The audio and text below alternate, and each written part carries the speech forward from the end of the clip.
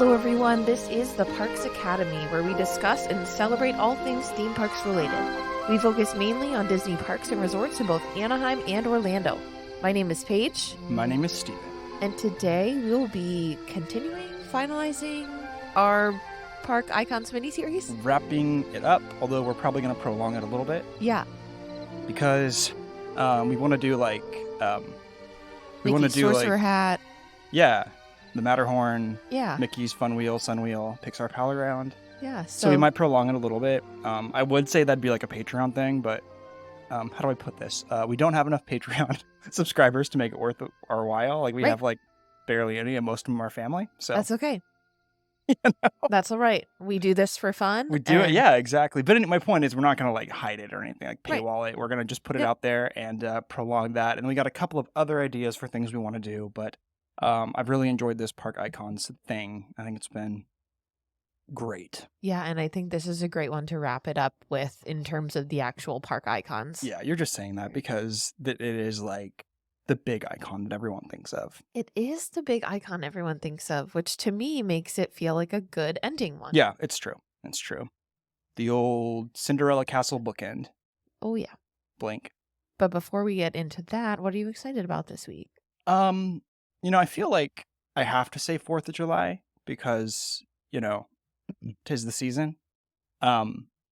We went to a local parade yesterday that was kind of fun. It was weird because it was like a bunch of so everyone who was like local to our area. And so you had like way more fire trucks than I thought existed. Tractors, things like that. But then like the local mortuary had their hearse driving the parade, which I thought was like insane. They had a sign that was like, the sign had like the name of the mortuary and then, or the funeral home. And then like, I don't know what it said, but it said something like, "We support this town." And I was like, ugh. At least it didn't say like, "See you soon" or something. Yeah, that's true. But that was super weird. There was no body in the back from what I could see. No, but it was all decorated with red, white, and blue flowers. Well, and the flowers were like the flowers were in such a way to where it seemed like it was in a funeral procession. Correct. Yep. On the front of on the hood of the car. And then on the very back by the back window. So I hated it. So that was strange. But anyway, yeah, the 4th of July is a fun holiday. I always like grilling and hanging out with the family outside. It feels like kind of a kickoff to summer. It does. Yep. And then we bought some fireworks, which was exciting. Mm-hmm. And I shot some off last night, and our daughter really liked them. Yep. And then we have some more for the actual 4th tomorrow. Correct. Which I think will be, cool. Yeah. And coming from California, I never shot off fireworks ever. Right. And so, droughts and whatnot, you don't want to like start a wildfire that burns down the whole state. And even before like droughts, it was kind of illegal to buy them there. You couldn't just get them. And here, like you can just kind of get them, which is crazy. Technically. Well, there's like a warehouse I go to, and it's just like insane. I mean, people like fill up their carts with thousands and thousands of dollars worth of fireworks. Yeah.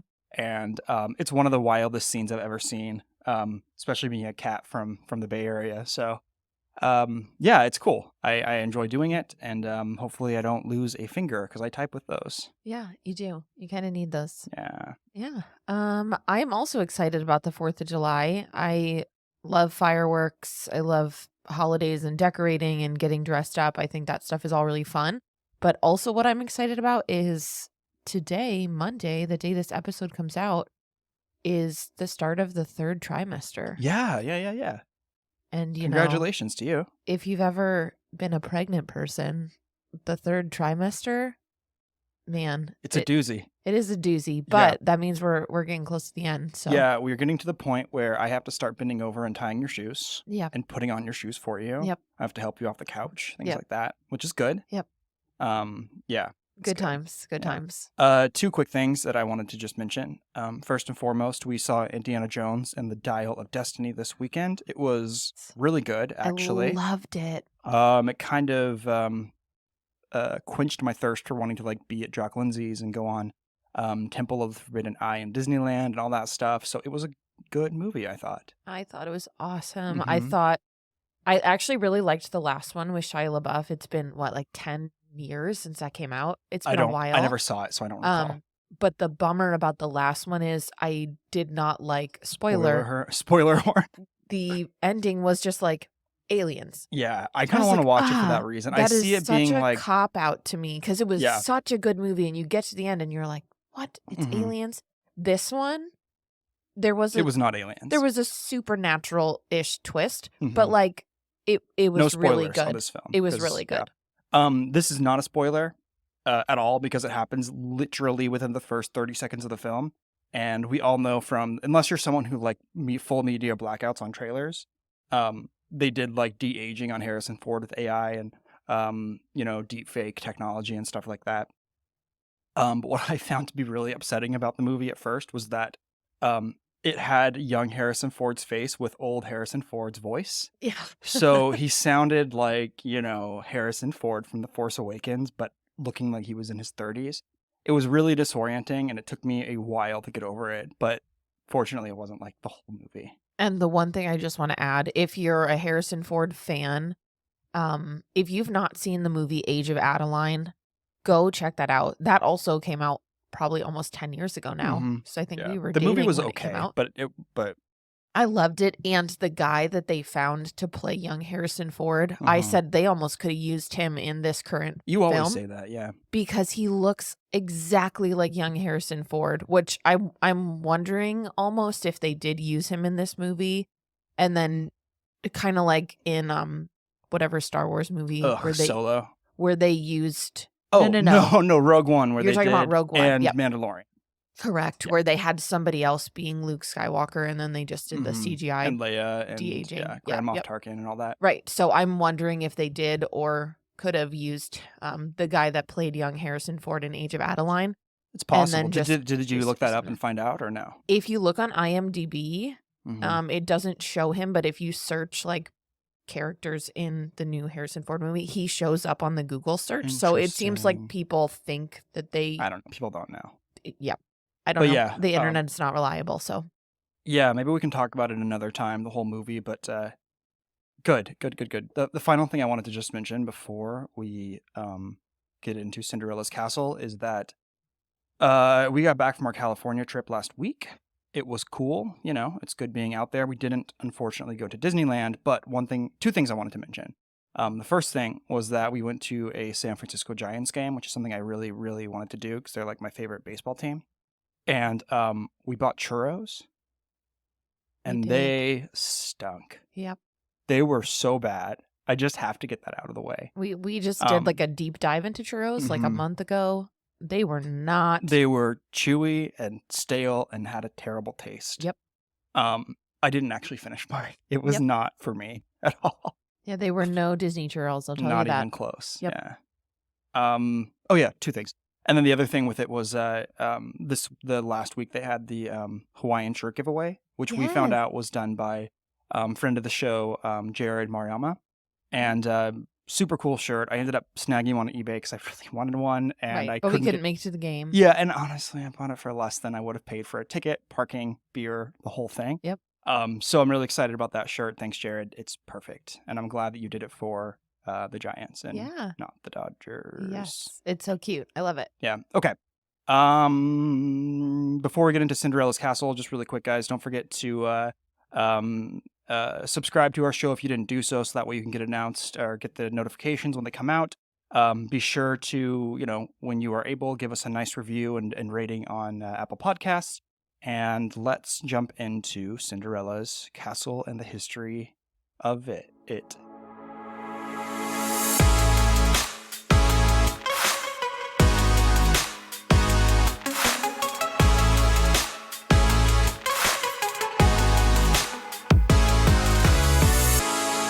All right. So Cinderella's Castle opened October 1st, 1971 with Walt Disney World Magic Kingdom.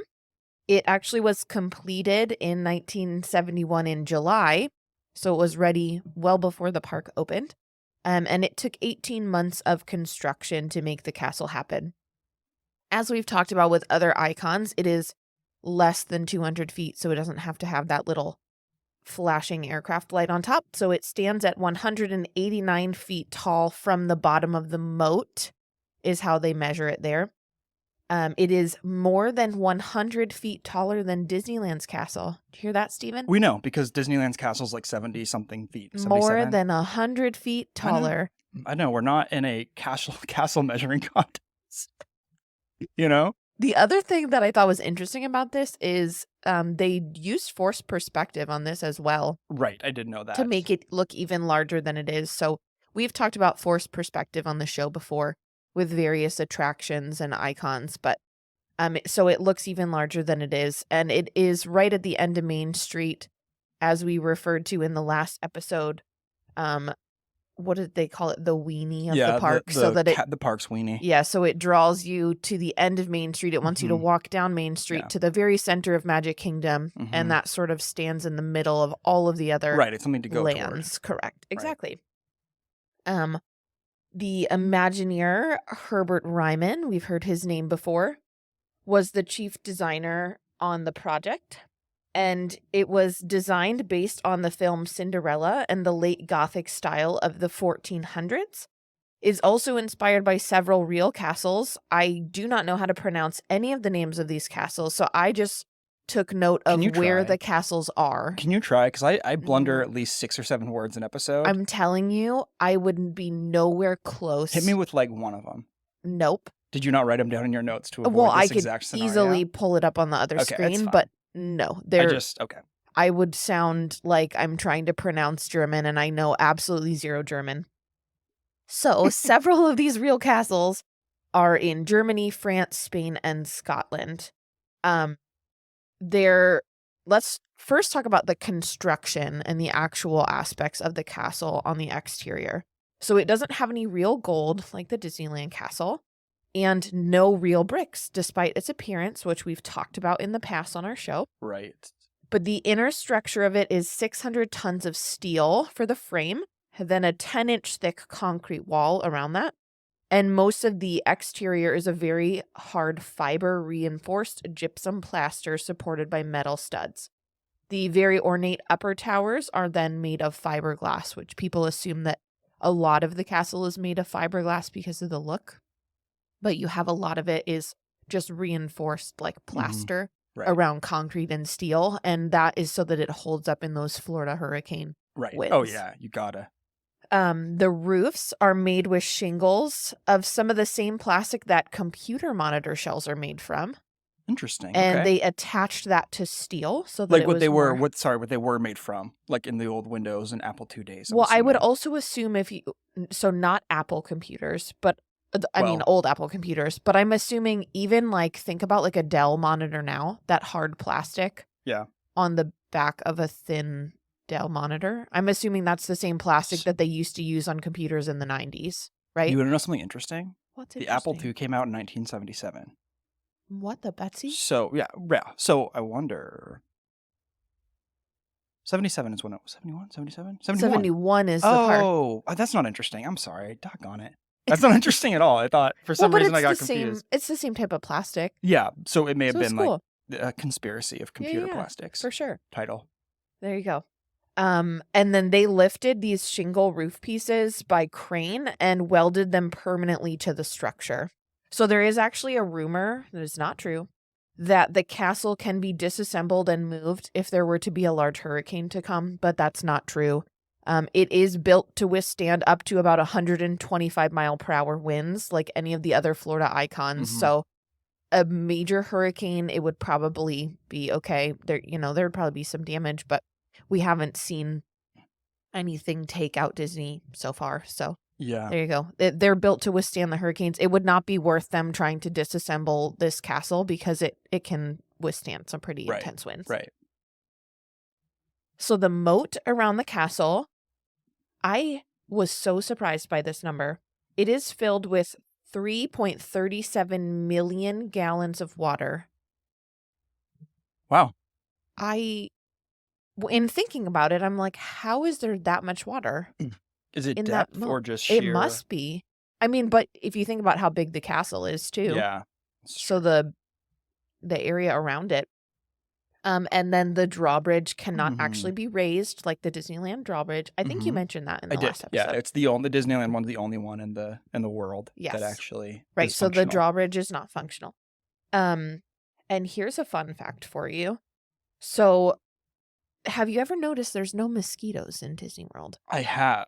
And Florida is known for its humidity, right? Which Correct. usually mosquitoes come with Mhm. humidity and And water. Disney is built on a swamp, Literally a essentially. swamp. Yes. So, Disney has several tricks for this. Mhm. I'm only going to talk about one of the mosquito I tricks think I know today. the trick. Do you I'm think not you know? I mean, I've heard it. So there's several Yeah. tricks. One of Mhm. them that they utilize with the moat is all water Mhm. in Walt Disney World, in any of the parks, the properties, Mhm. it's not sitting still. Right. It's constantly in It's a state of constantly movement. moving. Yep. So either there's fountains down underneath or Mhm. there's some sort of flow going on Right, from the right. water so that the mosquitoes can't like lay their eggs and Yeah. have it be standing Mhm. water for And they're them like to they lay their eggs and like, "Oh my gosh, my reproduce. baby." Yeah, And it just so floats down yeah, the so moat, you know? so mosquitoes do not come into Magic Kingdom. That seems like it does two things. It deters mosquitoes and it also prevents like buildup of algae Right. and stuff like that, Yep. you know? Absolutely. You Cool. don't see it being all green. I mean, you may, but I'm sure they clean it, but it I'm definitely sure is a they do clean preventative it. measure of Yes, sorts. absolutely. Absolutely. Here's another fun fact for you. Mm-hmm. There are 27 towers Mm-hmm. on the Walt Disney World Magic Kingdom Castle, and they are labeled 1 through 29, skipping numbers 13 and 17 because before the construction even started, they realized that you could not see Tower 13 or Tower 17 from anywhere in the park. Interesting. So they were like, we're not even going to build them Also, because you 13's, can't see them.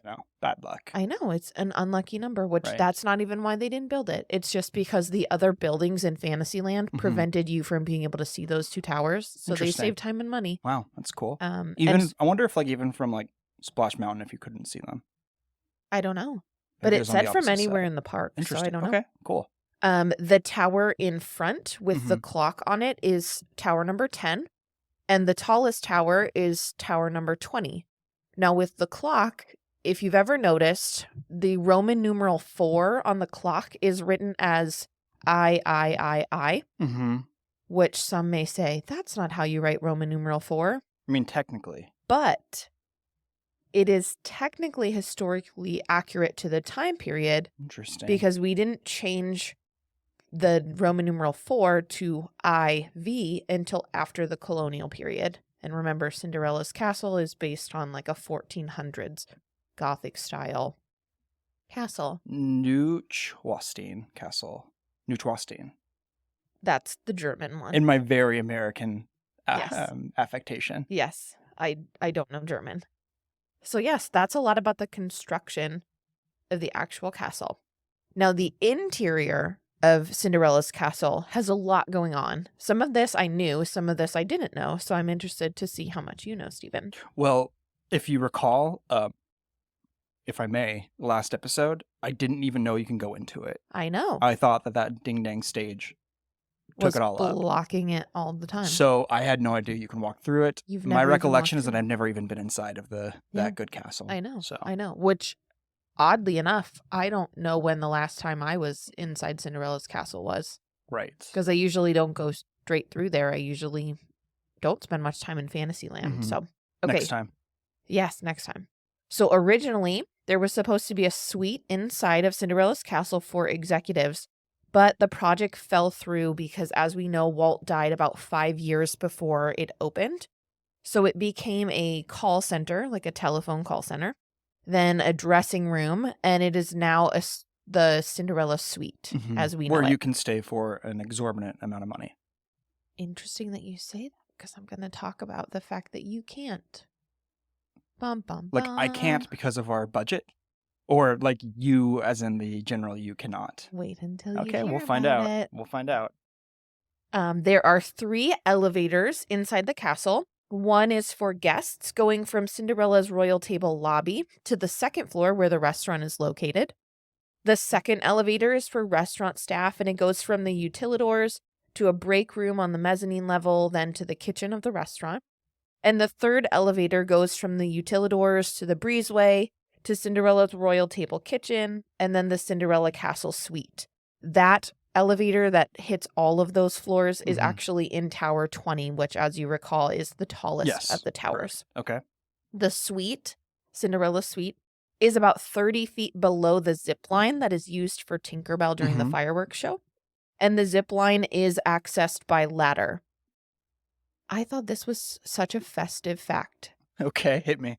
For the week of 4th of July, Tinkerbell took her very first flight on July 4th of 1985 Okay. on that zip line. And that zip line, she does about 15 miles per hour. So I thought that was a cute little thing to think about. I love that part of the show. The castle suite, how big do you think the castle suite is? Like, do you envision it being like this massive thing? Do you envision it like a normal hotel room I'm going to say somewhere in it's going to be like between? 800 to 900 square feet, if I that. don't have the measurements, Okay. but Whoops. that's way too big. The castle suite is actually about the size of a standard house in America's master bedroom. Oh, okay. Isn't that So was interesting? that like 200-300 maybe? That sounds pretty big. I don't know. I don't know what the average size of a master bedroom is. I have no idea. 225, so 15 by 15. Yeah. So okay. probably 250 to 300, I would say. Okay. Maybe just let's say a little bit bigger than that. Sure. And it does have a bathroom, but the suite itself is not very big. Now, here's the interesting part that Steven said you have to have an exorbitant amount of money. You actually cannot purchase a night there. Oh, yeah. You have to, it's like Club 33. You have to kind of be royally invited. Sort of. So they use it often for sweepstakes. They did a big push in the early 2000s where they did a sweepstakes for that. Or they use it for things like Make-A-Wish families. I was literally going to say, it seems kind of like a Make-A-Wish sort of Yep. thing where you Yep. would really take care of the kids that need it. Yes, exactly. So it's sort of a very reserved space. And then there is lots of really wonderful decor in the suite. But the grandfather clock in the suite is perpetually stuck at 11:59 p.m., which I thought was really cute. Yeah, because Cinderella. It's going to strike midnight for Yeah, Cinderella. that's cool. Absolutely. Very cool. Additional interior facts, and this is something that Stephen has never seen because he didn't even know you could go inside of Cinderella's castle. Inside the archway, there are actually a series of 5 mosaics that tell the story of Cinderella, and this was designed by Imagineer Dorothea Redmond. The panels are 15 by 10 feet and were set in place by 6 artists, led by mosaicist Hans something Scharf. I don't know how to say his middle name. He's German. Okay. Did you think that this episode was going to be about Nazis too? Because you're in for a treat. Yeah, I mean, yeah, we just saw Indiana Jones and the Dial of Destiny. I know. Of Density, so Nazis are in a terrible way on my head because we saw it, we talked about it last week. Now apparently you're gonna hit me with it one more. And we talked about Nazis in again. the Spaceship Earth episode. Yeah, dang, that sucked. What in the world? All Okay, right, so hit me here we with it, go. I guess. Hans something Scharf. I don't know how to say his middle name. Just try. Just try. I don't know German. How do you spell it? Joachim. Joachim. Sure. I'm like thinking of it in like Spanish. Joachim? Hans Joachim. Hans Joaquin Phoenix. Scharf. Beau is Afraid, Joker. Signs with Mel Gibson. Okay, ready? Yeah, sure. So he was a Nazi. He was an interrogator in Awful. Germany during World War II. Okay. But get this. So he was a Nazi. Yes. Oddly enough, he was renowned for his interrogations and changed how Americans use interrogations ever since. So, especially like the FBI, here's what he did. He was completely against physical abuse to gain information. So he was like it was more about like, and what we see in all these documentaries with serial killers and things where you try to like show them that you're on their side, you befriend them, you create a relationship with them so that they'll trust you with information. He started this, which is weird. It doesn't seem like that would come from a Nazi. Well, I mean, doesn't mean he's good. No, Just gosh, saying. no. I want to be very clear about this. I'm not defending a Nazi. Once again, Parks Academy is officially and always has been and always will be anti-Nazi. But I think that interrogating and torturing people, even if it's psychological, sucks. Yes, it does. I'm against it. All kinds. Well, this Friend is or in the foe? I don't context of like people. war, I don't just like people remember, interrogating the and hurting other context of people. war. So Yeah. he sparked the approach of being the prisoner's advocate during the interrogations, Hmm. and he often acted like their friends. He actually shared jokes and food with people, took them for walks, which people were like, no, they're going to run away. But they Hmm. didn't. No, none of his prisoners ever tried to run away. They actually befriended him and went for walks with him outside. Okay.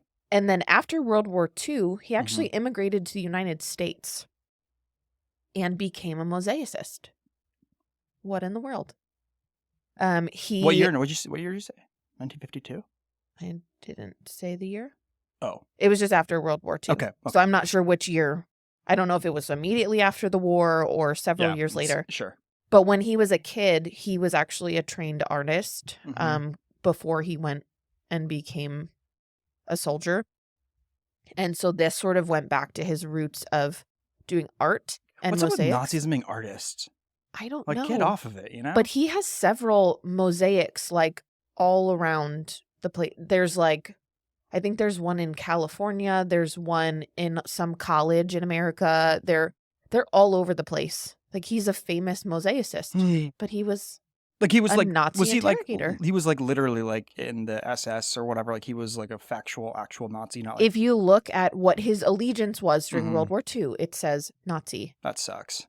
But I don't know. So nah, This isn't really. Take this with a grain of salt. This isn't really helping Walt Disney's case for the rumors of being an anti-Semite. I know. Yeah, I'm just gonna leave it at that. It's weird, isn't it weird?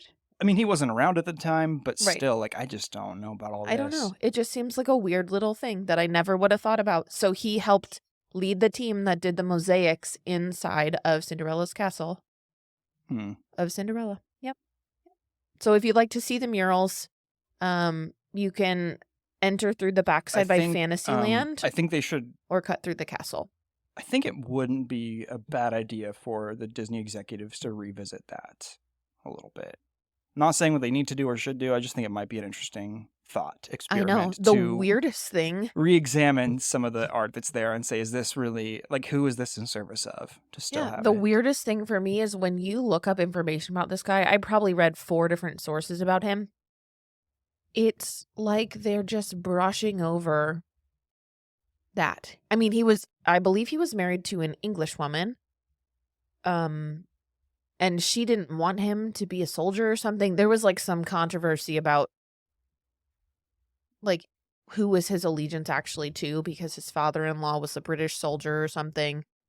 So it seems like people are making him out to be not such a bad guy when you read about him. If It's you look him very up on Google peculiar. Images, he straight up has the mustache. I'm sure he does. He 100% has the mustache. Yeah. Woof. I don't know, So man. you could like deep dive into learning about this guy if you like history and World War II and art, I guess. I don't know. Go do some extra research, but I kind of got Nazi'd out after doing all this research Not and into it. watching Not Indiana into it. Jones, and yeah, it was interesting. Weird.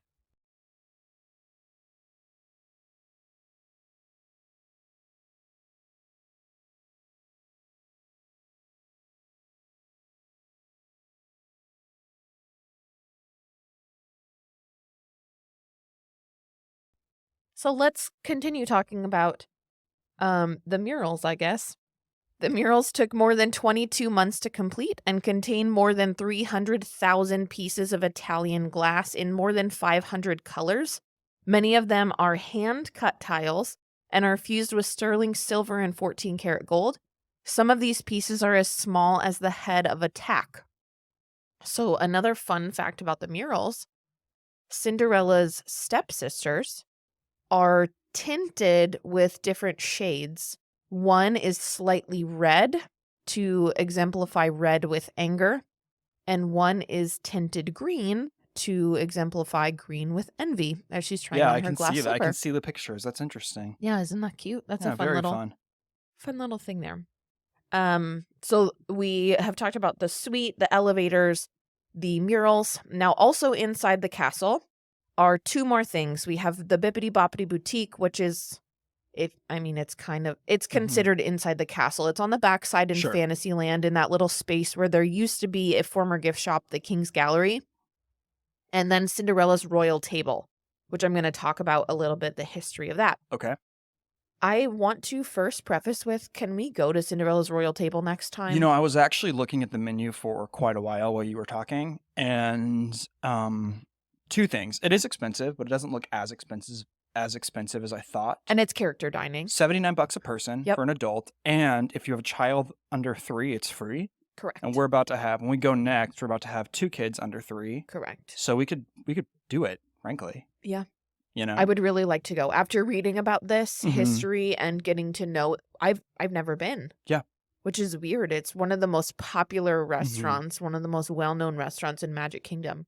Yeah. I mean, but you were always like more of a not so much a Cinderella person as much as you were like So Cinderella, Animal Kingdom sort of stuff. well, You know but what I mean? Cinderella is one of my favorite princesses. Right. I don't like love, I didn't always love Magic Kingdom the way that I love the other ones. Yeah. And so Magic Kingdom, we typically just ate something quick service. We never, I mean, when we would go, we did, oh goodness, I can't remember the name right now because pregnancy brain makes me forget things. Describe it. The colonial character dining. Oh yeah, the all-American colonial dining experience. Yeah, but I can't remember. I don't what remember. the I've never restaurant's eaten there called. before. American. No, you're thinking of the American Adventure. I can't remember the name of it. I've talked about it before on the show. Liberty Tree Tavern. Thank you. Yeah. Okay. Yes, so I've done that one before. We did that one when I was probably in middle school, and we had my cousins who were little. They were in elementary school. My brother was in like 5th grade, I think. Yeah. And so we did that, and that was really fun. But I really would like to do Cinderella's Royal Table next time. So let's talk a little bit about Cinderella's Royal Table. It is a well-known restaurant inside the castle on the 2nd floor, which can be accessed by either the circular staircase or by the elevator. It was formerly known as King, I'm guessing it's Stephen's. It's spelled Stefan. King Stefan's. I don't know. It's either Stefan or Stefan. Sure. One of the two. I'm not sure. I'm not a big Sleeping Beauty person, so I don't really know. But that's Sleeping Beauty's dad's name. Okay. Which is really weird because this is inside of Cinderella's castle. Yeah. So it used to be King Stephen's Banquet Hall because they wanted a regal name. So they took it from Sleeping Beauty's father since there was no one well known enough from Cinderella that met that criteria they were looking for. But they ended up changing the name on April 28th, 1997 to Cinderella's Royal Table because people were getting confused why Sleeping Beauty's dad had a restaurant in Cinderella's castle. It just didn't make sense. My guess would be like, franchise expansion. Yep. Multiverse of princesses. No, well, I don't know if it's a multiverse. I think they all live in the same collective universe. They do. In the Walt Disney Cinematic Universe. Yes. The Disney Cinematic Universe. DCU. Perfect. That sounds like something that already exists. I mean, maybe. I don't think I don't know of any deep dive into like how every film's related, like people have done with Pixar or right, Pixar definitely. Whatnot. Yeah. Yeah. It's always interesting. So in the restaurant, I'm assuming they still do this. This information, I believe, was up to like 2018, so I'm assuming it's mostly still the same. But the restaurant refers to kids as princes and princesses and adults as lords and ladies. Cinderella greets guests in the foyer, and then princesses visit guests during breakfast, lunch, and dinner. You would see princesses like Ariel, Aurora, Jasmine, Snow White, and Rapunzel. Those are some of the princesses that you would meet during that time. Now, since COVID, they were not doing any character meet and greets, but they have since brought back most all character meet and greets, I believe, at this point, since we're a few years out from that. Mm-hmm. So I did not cross-check who is still available to meet at Cinderella's Royal Table, but in the past, that's what it has been. Okay. And then the decor in the restaurant, there's many stained glass windows and medieval objects of the time. Also, there are more than 40 real coat of arms from families of some of the people who played a major part in construction and design of Walt Disney World. Wow. So some of these coat of arms that you would see are from families like Mark Davis, who we know is an animator and a park designer. Roy Disney himself, Walt's brother. John Hench, who designed the castles. and Diane Disney Miller, who we know is Walt's daughter. That was just some of them. There's also several others because there's 40 actual coat of arms there. Now let's talk about the redesigns and decorations that the castle has seen, because there's some controversial ones here. So in February 17th of 2020, which was right before COVID, they were honoring the 70th anniversary of Cinderella. So Disney announced that they would be repainting the castle. Now they changed the roofs to more of a dark blue, a slight rose pink color, gold trim accents, and darker stone, which made it look a little bit more like Sleeping Beauty's castle. I have to say, though, that's when I felt like Cinderella's castle really found its stride, was when they did that. I love because the look of it. the white and the blue is just, I don't prefer it. It looked older. It looked bad. I think it looked bad. Yeah. If I I may. thought it looked fine, but it looked like it was constantly outdated. And I think the new colors are just gorgeous.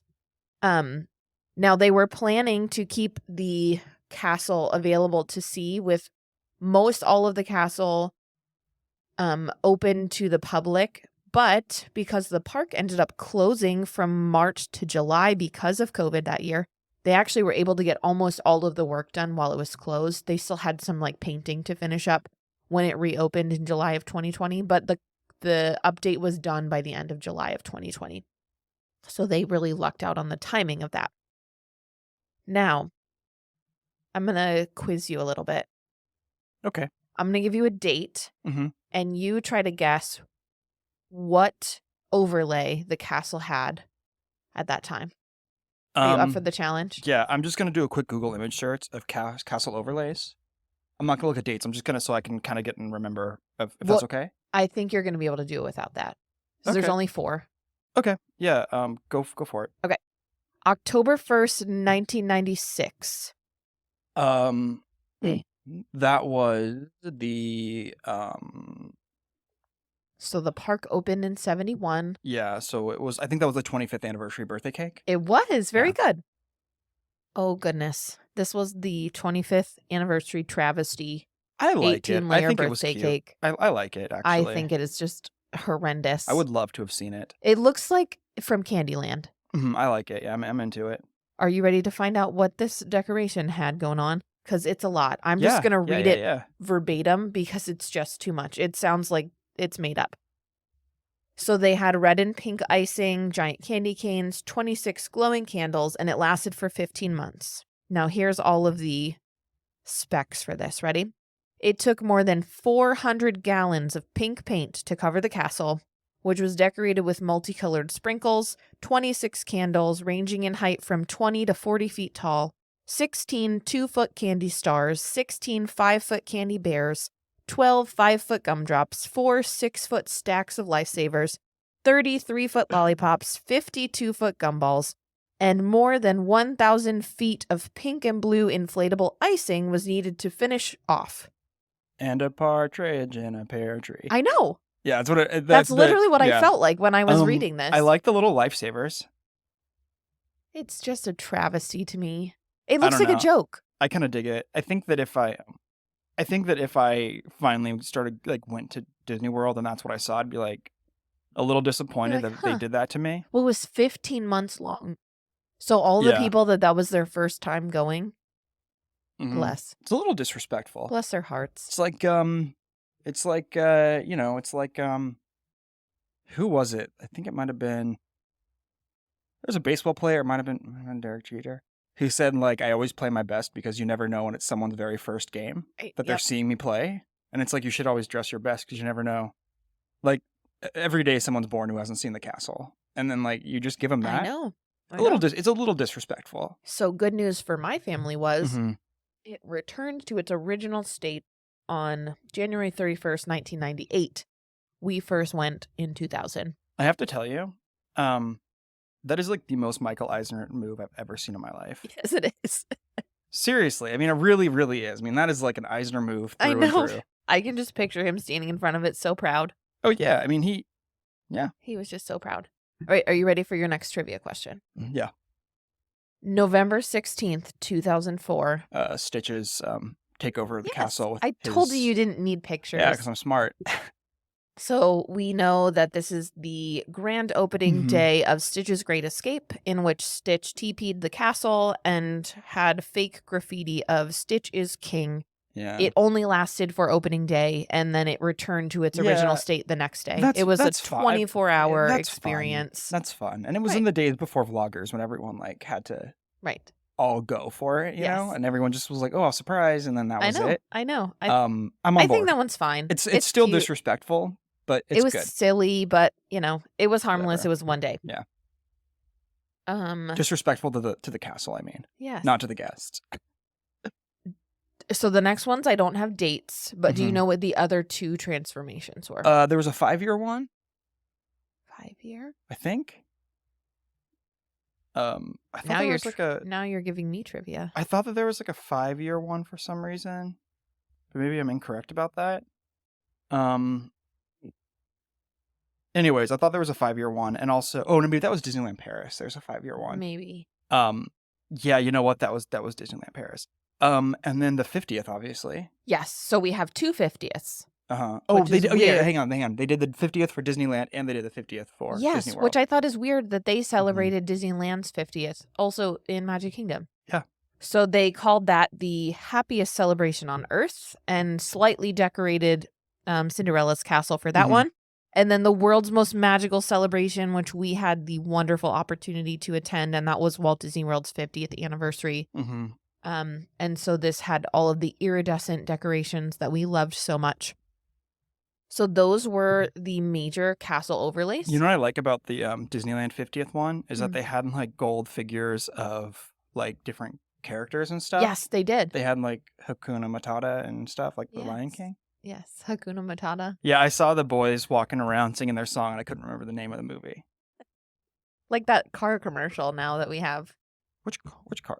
Oh, where the dad is that's a singing Kia and commercial the or kids in the something. background in the back seat are like laughing because their dad is singing, and then all of a sudden a warthog and a meerkat and a lion. No, not a lion. An orange house cat. What? Yeah, it's an orange house cat. Straight up. Weird. I'm pretty positive it's a house cat. That's weird. Let me look it up. It's not like a baby lion. I don't think so. Oh no, that is an orange house cat. Nice. Awesome. I'll text you a picture of it. That's great. Yeah, Fantastic. it's Well, I still think it's cute. that dog don't hunt. That is so funny. Why, if they were gonna CGI a warthog and a meerkat, why would they not just CGI a baby lion? I don't know, but That's hilarious. yeah, you may hear a little ping, but I'm literally gonna text it to you. That's okay. All right, so back to the castle. Just a few more things here. There are several stage shows, nighttime shows, etc., that have been changed throughout the years. So currently in Magic Kingdom at Cinderella's Castle, we have Mickey's Magical Friendship Fair throughout the day on the stage. Thumbs down. Well, we heard that one like 80 times. I just don't like and by that 80, one. I mean like 5. I just don't prefer it. And then Happily Ever After at night, which this is a reboot and an update of Happily Ever After that we had from 2017 to 2021. A lot of people weren't happy when that went away. I know, so they brought it back. Yeah. They brought it back. I still am partial to Wishes, which you never got to see Wishes, Can I be right? honest with you? What? I do not care. Period. Yeah, it's nothing as bad as the Disneyland, like, what is that? Like, So in 2020 we DJ saw remix. Yeah, it was like a DJ remix thing in 2020 with like the newer Mickey Mouse from the Wonderful World of Mickey Mouse cartoons. Not great. Not my favorite. It was way too much. It's just like a female voice singing a nice little melody with fireworks and overlays. Like, I don't care. It could be anything. I don't care. Right. I don't know. I think that's just people. I just think that people get a little too worked up about it. Like, I know that they've changed World of Color. I think World of Color is amazing. But as long as it's still doing the exact same thing, like, I don't really care what's on it. I like the water effects and the lights and the fire. Right. I don't really care what story it's telling me Yeah. unless it's Christmas and Prep and Landing. I know. Otherwise, like, it doesn't matter to me, you know? Sure. So that's just Nighttime Spectacular is a nighttime grumpy spectacular. old man thought. And it is what it is. So, Yep. All right, I have 3 more facts for you. okay.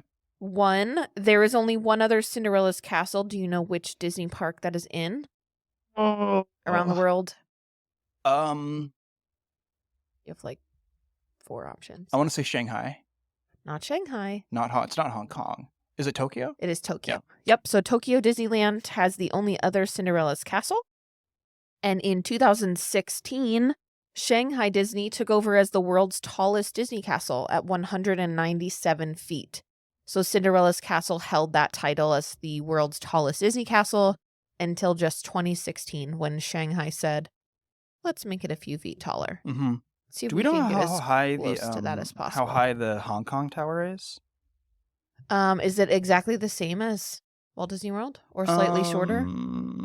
Because they just redid it and it's like a master. Oh, 167 feet? Yeah, Wow, so it it's looks shorter. so much bigger, doesn't it? Forced perspective, man. Yeah, geez. Well, also they did have the Disneyland castle there before, like Sleeping Beauties. So it's going to look a lot bigger because Right. of what preceded it. Absolutely. I really want to go to Tokyo Disneyland I and think it'd Disney be so Seas cool. and whatnot. I know. Yeah. I would love to do that. Well, someday. All right, last fact for you here.